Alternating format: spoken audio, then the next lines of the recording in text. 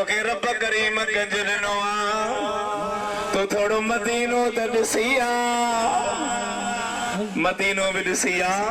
पर मदीने पो वन जा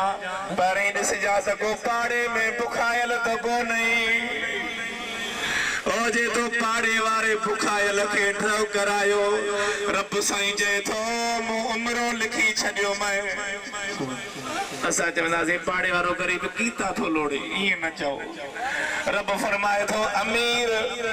जेकर पैसे जी मोट इज्जत हो जे हां तमा पंहिंजे प्यारनि खे बराबर रखा हां दिल दर्द वारी करे थी पुकार हल त हलो यार मदीने हिते नाहे चैन कोई करार हल त हलो यार मदीने से दिल दर्द वारी करे थी पुकार हल त हलो यार मदीने हिते नाहे चैन कोई करार हल त हलो यार मदीने सिक सजण जे पधी जो वैया मोहब्बत त्यारी हारे गया सिक सजण जे पधी जो वैया मोहब्बत त्यारी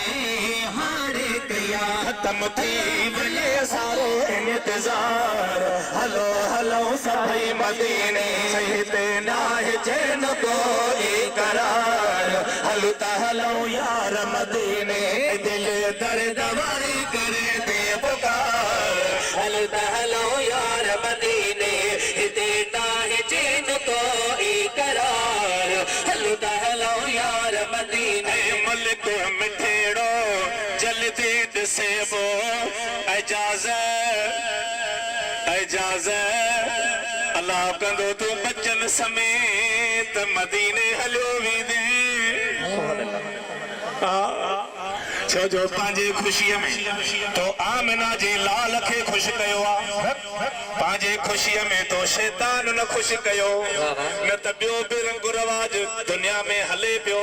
पर तो चयो यार मुखे फकीर वकील कंडियारे वारो घुराए ॾियो रब्बुल आलमीन कंदो हिन महफिल जी बरकत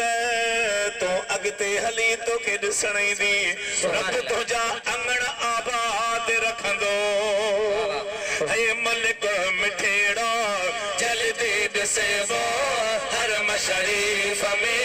वेही रहे भलो कयूं हली सभई दीदार हल त हलो यार मदीने हिते नाहे चैन कोई करार हल त हलो यार मदीने दिल दर्द वारी करे थी पुकार हल त हलो यार मदीने सजोड़े जा करता त्यारी कयूं मदीने में बाजो बहारी है फैज जोड़े जा करता त्यारी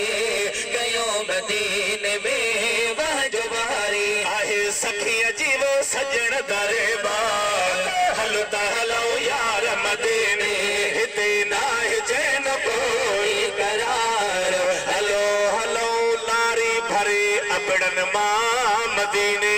सुभान अल्लाह लारी भरे हलो पक जंहिंखे घुराए मदनी उहा मर्ज़ी महबूब जी आहे।